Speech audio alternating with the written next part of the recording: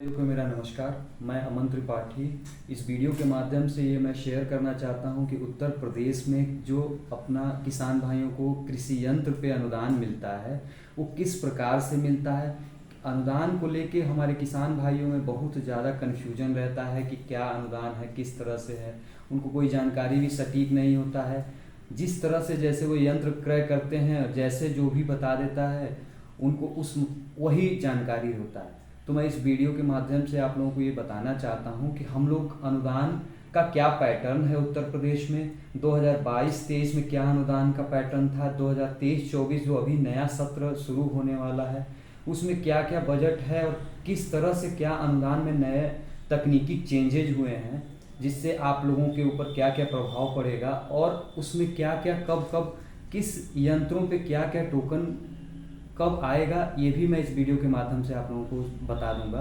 तो सबसे पहले हम लोग वीडियो के माध्यम से ये जानेंगे कि कृषि अनुदान उत्तर प्रदेश में क्या है, किन किन योजनाओं के थ्रू हम लोगों को अनुदान मिलता है, इस अनुदान पे हम लोगों को कौन कौन से यंत्र का अनुदान मिलता है और वो भी कौन से यंत्र कहाँ से हम क्रय करें, किस जगह से उसकी सच्चाई चेक करें कि कितना यंत्र पे अनुदान मिल पाएगा कि नहीं मिल पाएगा। ऐसा नहीं है कि आप किसी भी अनरजिस्टर्ड कंपनी से खरीद लें तो आपको अनुदान मिल जाएगा। इसके काफ़ी नियम है, इसको मैं इस वीडियो के माध्यम से आगे बताऊंगा। तो चलिए हम लोग शुरू करते हैं। सबसे पहले कि उत्तर प्रदेश में अनुदान क्या होता है। तो सबसे पहले उत्तर प्रदेश में अगर आपको किसी भी किसान कोई यंत्र खरीदते हैं तो उसके अनुदान के लिए आपको सबसे पहले 3 से 4 आपको योजनाएं बनाई गई हैं। 3 से 4 योजनाओं में किसी में लिखा गया होता है कि 50%, किसी में 80%। तो आज हम लोग इस वीडियो के माध्यम से जानेंगे कि किस में 80% मिल सकता है, किस में 50% मिल सकता है और किस में कम मिल सकता है, किस में ज़्यादा मिल सकता है। तो सबसे पहले हम लोग 3 से 4 योजनाएं होती हैं। एक होता है समाम, SMAM, sub mission of agriculture mechanization. ये एक योजना है जिसको सरकार के द्वारा चलाया जाता है। इस योजना के अंतर्गत हम लोग जितने भी आप कृषि यंत्र देखते हैं जैसे कि रोटावेटर, थ्रेशर, इसके बाद से भूसा की मशीन जिसको स्टोर रीपर कहा जाता है, इसके बाद स्मॉल गोदाम, कस्टम हायरिंग केंद्र, ये सारी यंत्र जो कि आपको सरकार द्वारा इम्पैनल्ड कंपनियों पे हो उस पर आपको अनुदान मिल सकता है। इस सारे यंत्र का एक इम्पैनलमेंट होता है। इस इम्पैनलमेंट पे ही आपका टेस्टिंग रिपोर्ट चेक किया जाता है कि ये टेस्टिंग रिपोर्ट इस यंत्र का है कि नहीं है। उसके बाद आपको इसमें सब्सिडी मिलता है। दूसरा होता है, एक आप योजना सुने होंगे जिसका नाम है मैकेनाइजेशन फॉर इन सीटू।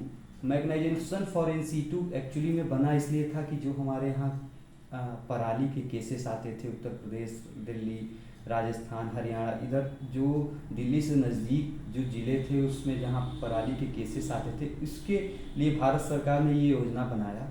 और इसमें हम लोगों को बेसिकली 7 से 8 यंत्र होते हैं जिस पे हम लोगों को अनुदान मिलता है। जो पराली प्रबंधन यंत्र जिसको बोलते हैं उस वो मिलता है। लगभग इसमें हर साल हर प्रदेश का अलग अलग टारगेट होता है। पिछले साल 200 करोड़ का टारगेट अपने उत्तर प्रदेश को मिला था, जिसमें आपको जैसे कि सबसे पहले होता है पैडी स्टा चॉपर, जो कि कंबाइन के पीछे चलता है और वो पैडी जब कंबाइन काट लेता है तो उसके बाद जो पराली बचता है उसको छोटे छोटे पार्ट में काटता है। इसी तरह एक सुपर सीडर यंत्र है। पैडी चॉपर के अलावा सुपर सीडर, स्ट्रॉ रीपर नहीं है, और भी 6-7 और यंत्र हैं जैसे स्क्वायर बेलर हो गया, रोटरी स्लेसर हो गया। तो ये सारे यंत्रों पे लगभग 50% का अनुदान है। 50% का अनुदान का मतलब ये नहीं कि जैसे अगर हम लोग 5 लाख का सामान खरीद लें तो 5 लाख रुपए हम लोगों को मिल जाए, 2.5 लाख मिल जाएगा, ऐसा नहीं है।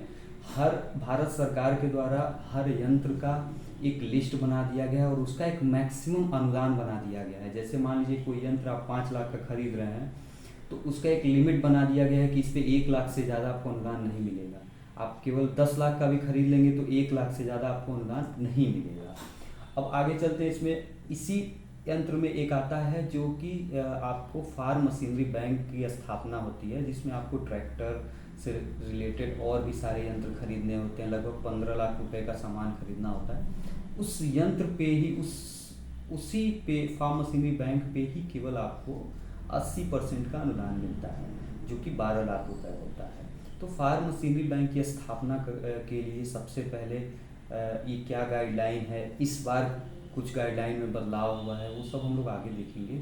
लेकिन अभी में हम लोग केवल डिस्कस कर रहे हैं कि योजनाएं कितने प्रकार की होती हैं उत्तर प्रदेश में जिस पे अनुदान मिलता है। तीसरा होता है NFSM, national food security mission.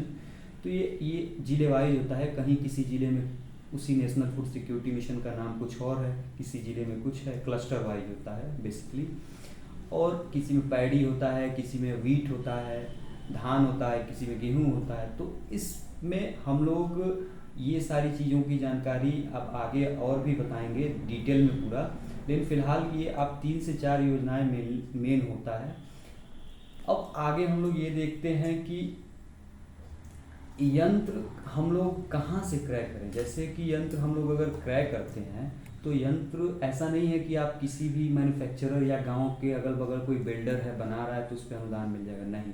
सबसे पहले वो हमारे इन सीटू योजना में तो इम्पैनलमेंट हो हमारे कृषि विभाग लखनऊ से, उसके साथ साथ हमारे साथ ये जितने भी हमारे यंत्र हैं उनका एक टेस्टिंग रिपोर्ट होता है, जो कि टेस्टिंग रिपोर्ट अगर है तो उस पर आप अनुदान ले सकते हैं। साथ में पिछले साल 2022-23 में एक नया नियम आया था जिसमें आपको बताया गया था कि लेज़र कटिंग सीरियल नंबर भी उस पर अवेलेबल है 10,000 से ऊपर के यंत्रों पे। तो सारे समस्त यंत्रों पे लेज़र कटिंग की अनिवार्यता भी कर दी गई है। तो ये तमाम चीज़ें हैं जिसको हम लोग आप हमसे पूछ भी सकते हैं, मैं अपना नंबर भी दे दूँगा, जिसमें आपको जहाँ भी कठिनाई होगा आप बात कर सकते हैं कि कैसे क्या कहाँ से यंत्र क्रय करें। और काफ़ी चीज़ें पाबंदियाँ भी सरकार ने लगा दिया है कि आपको यंत्र टोकन कटने के बाद कब लेना है। तो चलिए हम लोग जानते हैं कि नियम इसका क्या है। क्या 2023-24 में नए नियम आए हैं। सबसे पहले अगर आप यंत्र क्रय करते हैं तो इसका सबसे पहला नियम ये आ गया है कि आप केवल इम्पैनल्ड डीलर से क्रय करें। फॉर इन सीटू के लिए केवल जो भी इम्पैनल्ड कंपनियां और इम्पैनल्ड डीलर हैं कृषि विभाग से, उन्हीं से आपको यंत्र करने पे अनुदान मिलेगा। दूसरा चीज़, बुकिंग जैसे 2023-24 में होता था वैसे ही होगा बुकिंग। जैसे हम लोग ऑनलाइन बुकिंग करते थे तो अगर किसी यंत्र में मान लीजिए रोटावेटर है, उसमें 50 का लक्ष्य होता था तो हम लोग 150 तक बुकिंग कर लेते थे।